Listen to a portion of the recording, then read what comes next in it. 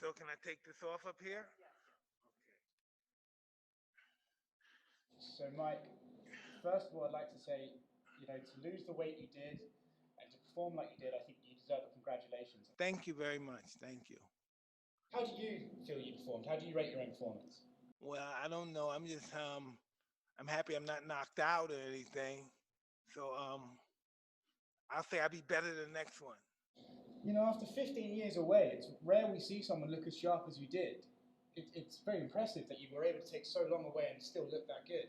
What do you attribute that to? Was that your training? Was that your sparring? Was that your mentality? It's my mentality, but my trainers and my sparring partners kicked my ass so bad. And I'll never call a fighter a bum again. I took my youth for granted. And then this actual event made me find out what I really was made out of, because they really beat me to death. You're known as a boxing expert. What did you think you did right in the fight, and what do you think maybe you could work on in the future? I could have done everything better. Everything I was doing, I could have done it better. So, God willing, I'll be better than the next exhibition. Roy said you caught him with a a hook to the body and an uppercut. Those are the two that really stung him. Did you feel that you got him? Well, he was very smart and very difficult to hit him with a solid punch. And if I did catch him with a good punch, he played possum really well. He didn't let me know I hurt him or anything. What did you think of the scorecards? I was just happy to be in there with him and just go to 8 rounds. That didn't mean nothing to me. The scorecards didn't mean nothing to me. The lack of fans didn't make anything of it. I was just happy to go the distance because I was used to doing it with the 3-minute round. So I said, why not just go the distance? Everybody know I can knock somebody out if I did. I think going the distance that's real fighting, having the endurance and going the distance, because you're not going to knock everybody out. I've learned that in my early experience. You said on the broadcast you 100% are going to do this again. Yeah. Is there a name in mind? Who are we going to see you against? I don't know. Maybe we do something in the south of France, Monaco, at Saint-Tropez, and we do something out there. One of the European fighters out there or something. Anything's possible. Sky's the limit. I believe we broke all the records on pay-per-view concerning boxing. We did a really kick butt on there. But I just want to continue to do this from a humanitarian perspective. Mike, it's good to have you back. Thank you so kindly. Mike, were there moments in that fight where you were aware that it was an exhibition and you didn't do everything that you might have otherwise done? Well, I'll do it in the next one then.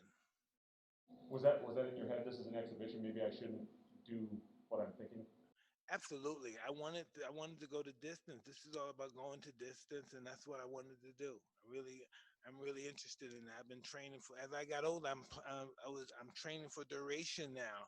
Before, I used to always be interested in the quick kill, and I really learned at 54. I really found out I didn't know nothing when I was champ. That was just youth. How's your body feel right now? My body feels splendid. I want to beat it up some more. Why? Excuse me? Why would you like to beat it up some more? Because it feels great now. And that's different than getting beat up. I'm used to being beat up. I'm just used to that feeling.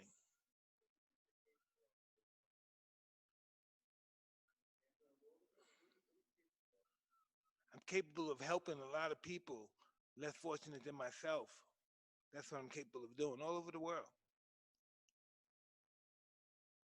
In a perfect world, I'm a missionary. In a perfect world. Aspiring by what you're doing in the ring. Well, what I'm doing in the ring, I realize is a gift not only for myself. Before, it was all about me and the hot chick and the nice car and the planes and the boats, and it doesn't do it for me anymore. So I went another way. I help somebody else, I guess, right? Because I don't get into that no more. I like my pigeons and my fancy clothes, but other than that, I don't want anything out of life. It's not a trip, my pigeon and my clothes. And, of course, my children and my wife, but it's my pigeon and my clothes. My pigeon and my clothes and my joint. Ain't that not my joint? Have you already had a joint? Yeah, absolutely coming down. Yeah. Well, listen, I can't stop smoking. I smoked during fights. I used to have to smoke. I'm sorry, I'm a smoker. Did you have any marijuana leading up to the training of this fight? I smoke every day. I never stop smoking. Did you have one right before the fight? Absolutely, yes. How does the marijuana effect help you into the fight? It's just who I am. It has no effect on me from a negative standpoint. It's just what I do and who I am and how I'm going to die. There's no explanation. There's no beginning. There's no end. Did it help numb the pain a little bit that you might have felt? No, it just numbs me. It doesn't numb the pain.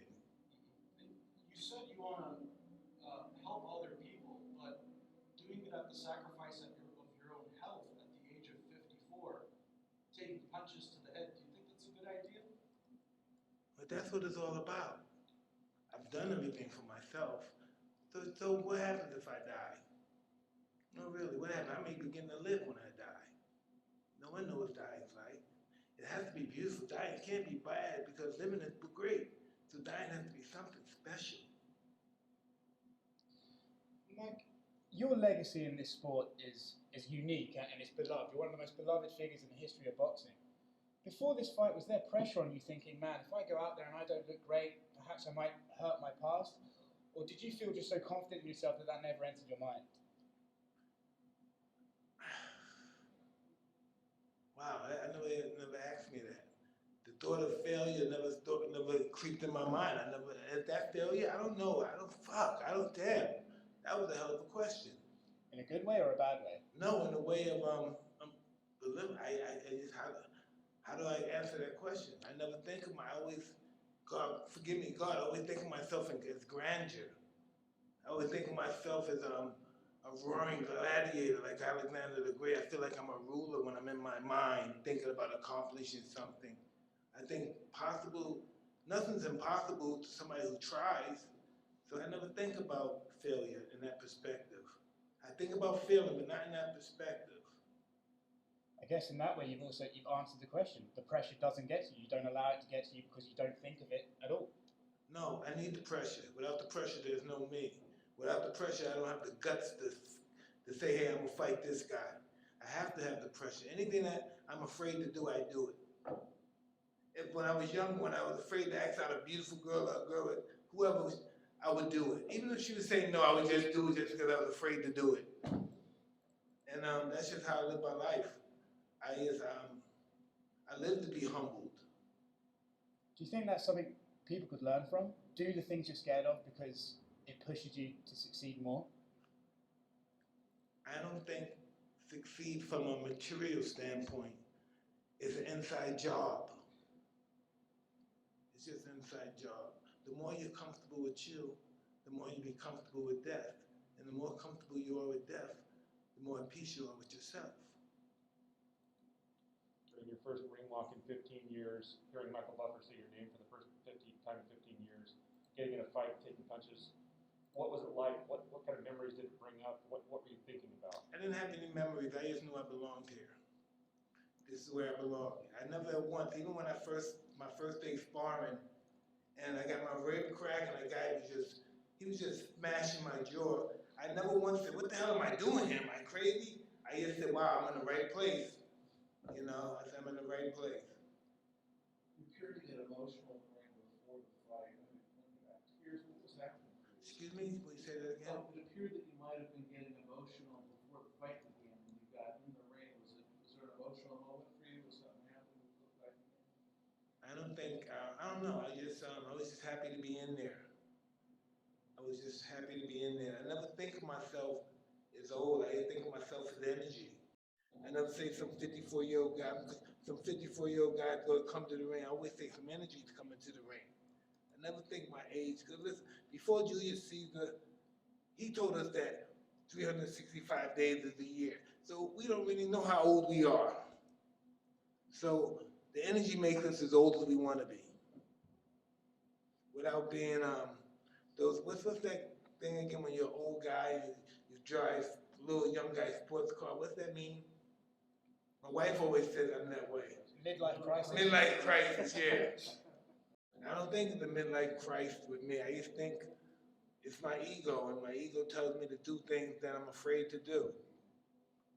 Mike, what were you most afraid of heading into this match? Just getting my ass kicked. Did Roy hurt you at any point? My nose hurt right now, yeah. Are you happy you did this? Very happy I did this. And you said after the fight you would do it again. I will do it again. And talk us briefly about Legends Only League. What more do you want to see come out of this? Well, listen, whatever I want to see come out of it, what I anticipate seeing is really almost there. We're going to take this place. The sky's the limit with this place. We have so many great legends that are so, it's just an array of them that's so interested in jumping on board and being involved with this program. How many of these a year could you do? Listen, I had what, 15 fights in 1 year. So let's just try to work on closer to that. It has to be competitive, where it's constant, no one can get out of shape because everybody's fighting. It'll be consistent. I would like to have once every 2 months, my personal opinion. I would like to have once every 2 months. When you were doing mitts, you said that you couldn't walk for a few days after. The first time I ever did mitts, when y'all saw that and I got these 2 billion impressions, after that I was in the bed for a couple of days. I couldn't get up. I had sciatica. Can you believe that combination gave me sciatica? What's going to happen tomorrow? Excuse me? What's going to happen tomorrow when you wake up? I'm going to work out.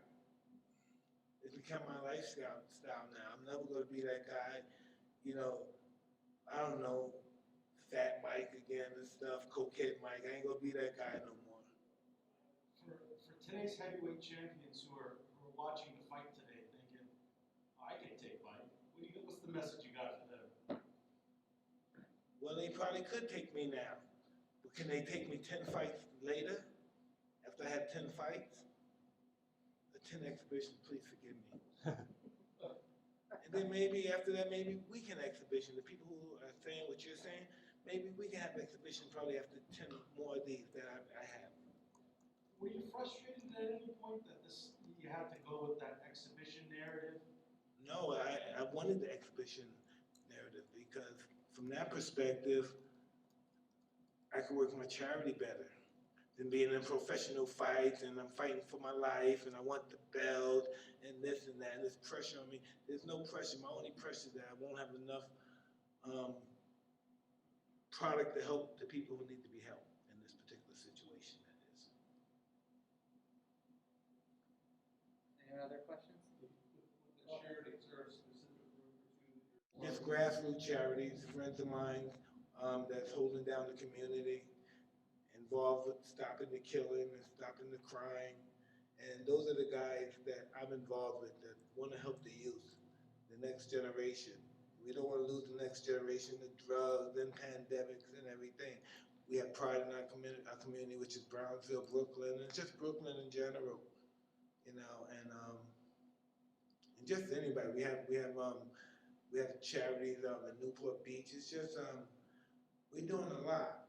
We're doing a lot with little stuff, and so me doing these exhibitions and receiving things, that helps.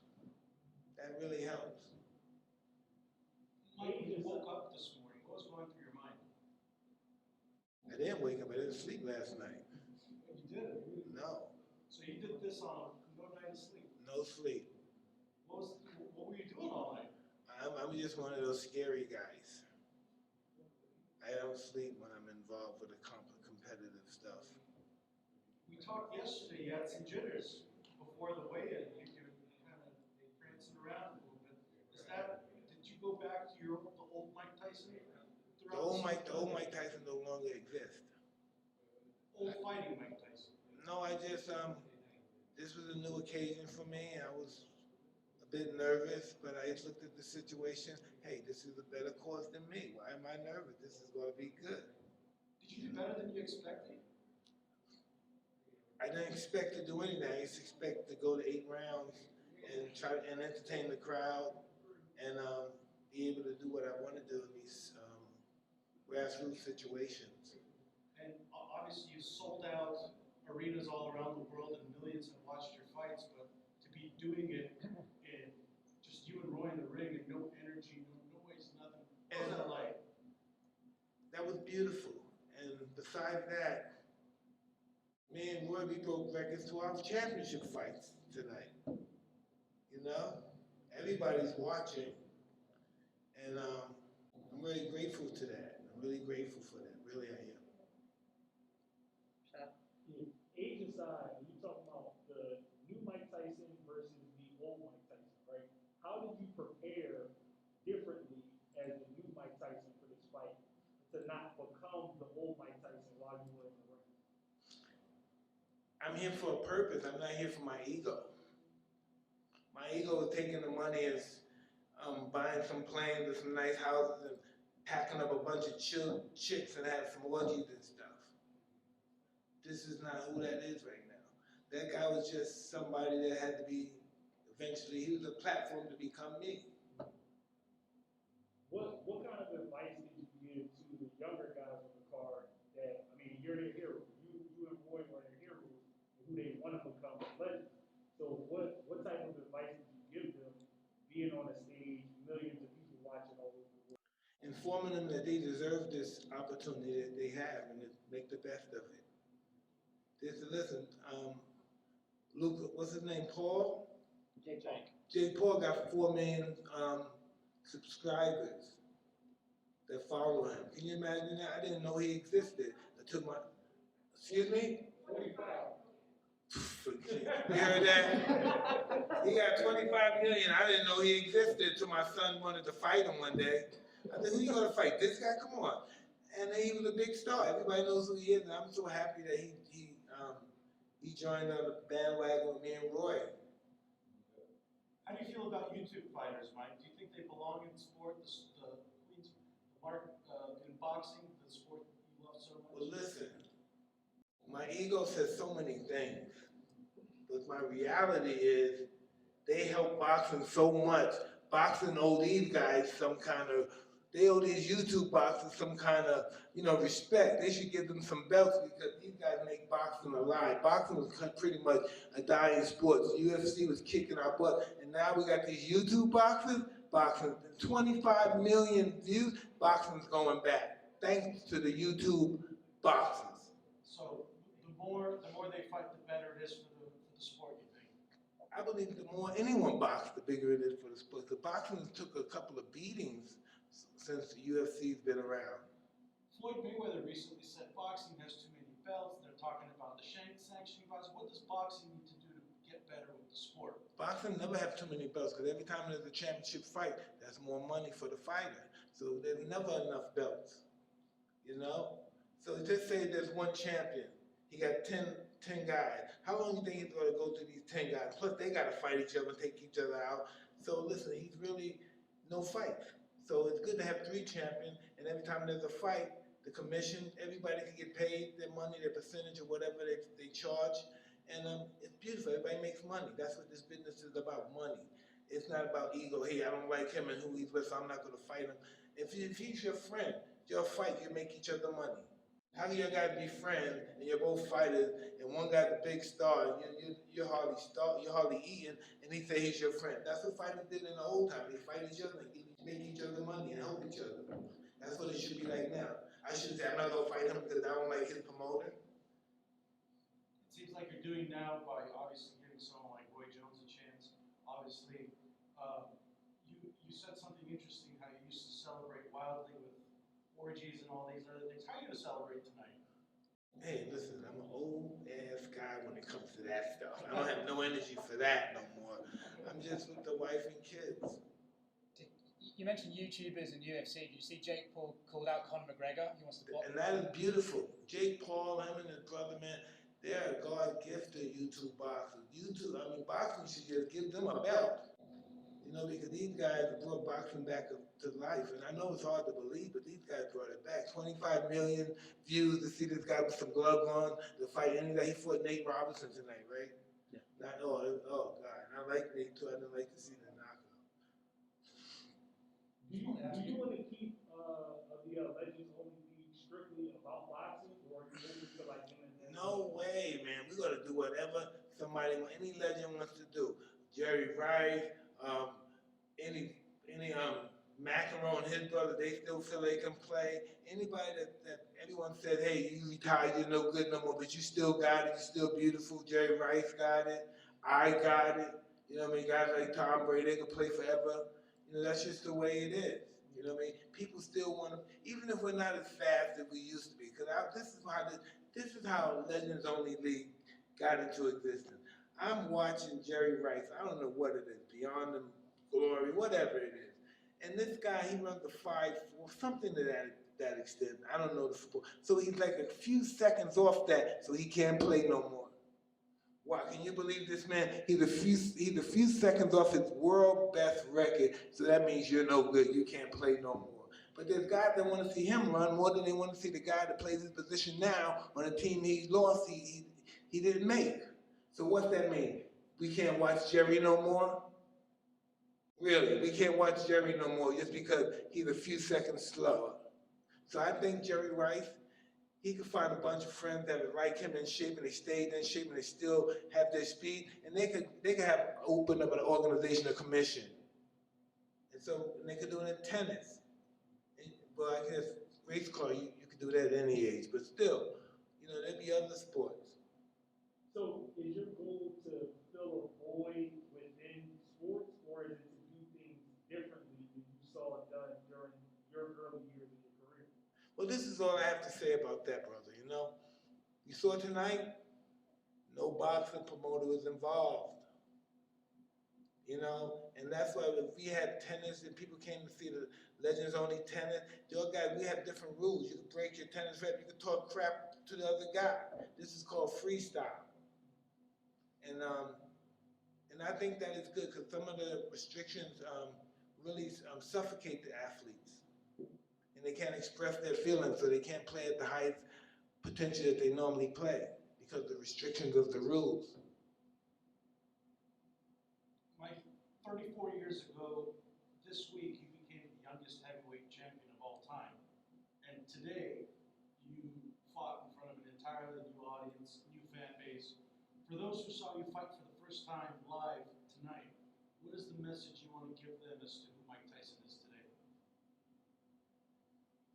I can't tell you who Mike Tyson is because I'm only 54 years old. And if I'm 54 years old and I can tell you everything about me and I know who I am, I'm very limited in my thinking. So I don't know really that much. I just want to be who I am. I like who I am. I never liked who I was before. I like who I am now. I just want to ask about Evander. I saw him interviewed the other day saying that he was just even in the ring tonight, not Roy. He wanted a shot at you. How do you feel about that possibility, just about Evander? I don't know.